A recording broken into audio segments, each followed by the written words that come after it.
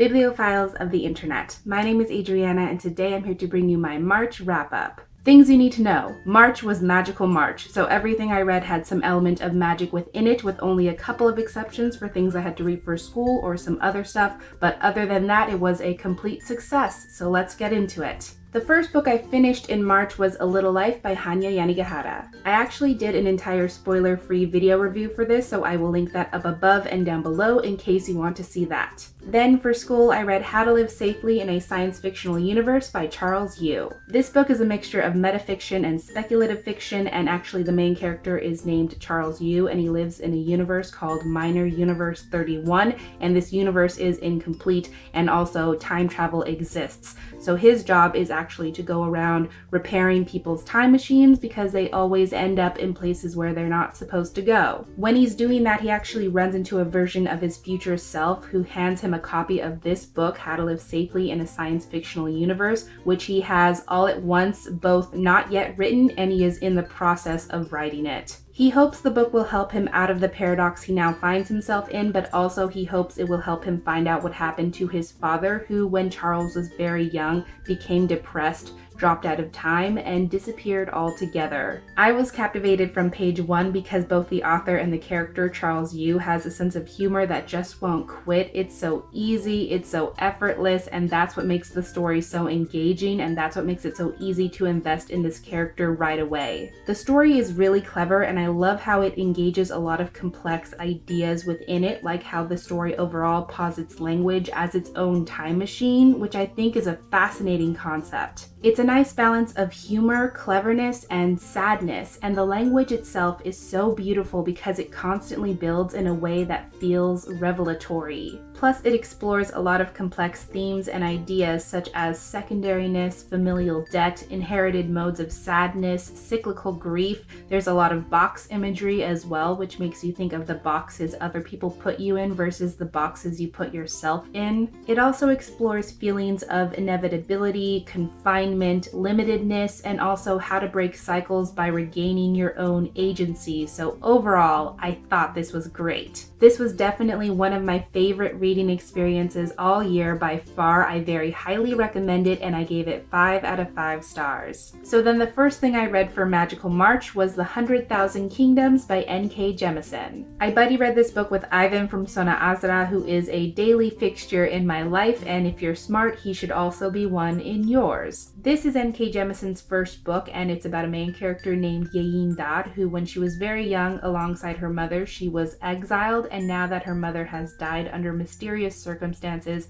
she has been summoned back to the most powerful kingdom in the world, a kingdom called Sky, and her grandfather just so happens to be the current ruler, and he's looking for an heir. When she gets to Sky, she realizes they're so powerful because they've enslaved these former gods. She has to grapple with that, and she's also thrown into this power struggle, so there are some things she needs to figure out quick. Both this book and the 5th season are so important because they are vital and necessary disruptions to fantasy narratives as we know them, and even though I like this one a little bit less than the 5th season, I still really enjoyed it. You can definitely tell at times that this is N.K. Jemisin's debut novel, but the only thing I really didn't enjoy about it was that at sometimes it felt like more of a mystery than anything else. Yein is so preoccupied with finding out what happened to her mom and finding out what happened in her own past, which is totally fine. I don't fault her that at all, but then as a result, the thing about the power struggle kind of takes a back seat in the story when I wanted to know a bit more about that. But I love how this story complicates and challenges our ideas of love, family, power, sacrifice.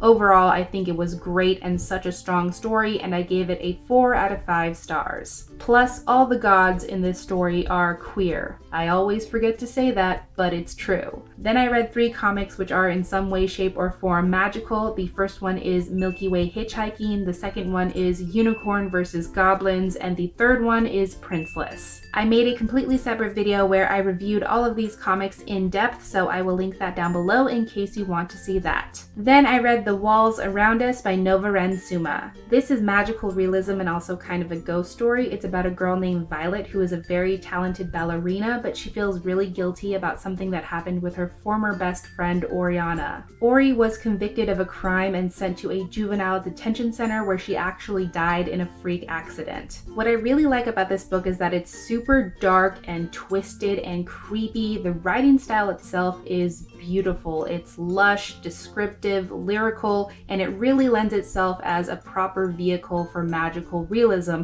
like you just believe that magic is possible based on the language alone. And what was so fascinating about this story is that in many ways it's about pent-up anger and ugliness. It's very raw in that way, and it really explores what will happen not only to ourselves but to those around us if we let that rise to the surface. It was a really immersive, atmospheric reading experience, one that I felt like I often couldn't turn away from, so I really liked that aspect of it. The only thing I didn't enjoy was that the ending felt a little bit rushed, and the characters' motivations, which ultimately fueled the things that they ended up doing, didn't quite land, didn't quite feel wholly convincing, and I think they just needed to be pushed a little bit more. But other than that, it was a haunting, gripping read that I really enjoyed, and I gave it 4 out of 5 stars. Then I reread Blue Lily, Lily Blue by Maggie Stiefvater, which is the 3rd book in the Raven cycle. I reread this book in anticipation of The Raven King, obviously, which is finally coming out this month, and now I'm ready. And I'm really glad I reread this book because now I'm refreshed on the story and what's happening, where it's at. I'm reinvested in the characters. I'm reassured that I am complete pinched trash,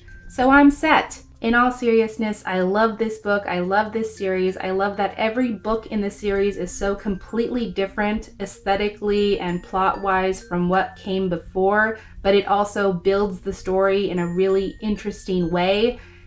I love it so much, and I loved this book even more upon a second reading. That's really all I have to say. My battery's about to die, but the last thing I read for Magical March was The Real Boy by Anne Ursu. This is a middle grade high fantasy story about a character named Oscar who's actually autistic, and he's also a shop boy for a very powerful magician, but when some children in a nearby town fall ill, it's up to Oscar and one of his friends to find a way to help them. I will link my Goodreads review for this book down below in case you want to know more in-depth thoughts, but I really loved it. This is such an important, fantastic, well-done story. It's a very thoughtful and accurate portrayal of autism, and I really like that it doesn't define Oscar, but it definitely plays into how he interacts with the world around him and how he interacts with others. So it's definitely an important part of how he perceives the world, but it's not a story about autism. Oscar is capable, he's smart, he's kind, he's empathetic, and he will do whatever it is in his power to help those around him, and I just thought he was such a great character. Again, if you want to know more of my in-depth thoughts, I will leave a link to my Goodreads review down below, so be sure to check that out, but I loved this so much and I gave it 4 out of 5 stars. So those were all the books I read in Magical March. Of course, I would love to hear your thoughts if you've read them as well, so feel free to voice them in the comments down below, or feel free to let me know what was your favorite book that you read in March. But that is everything I had for this wrap up today. Thank you so much for watching. I really hope that you enjoyed it, and I will catch you on the flip side of the page.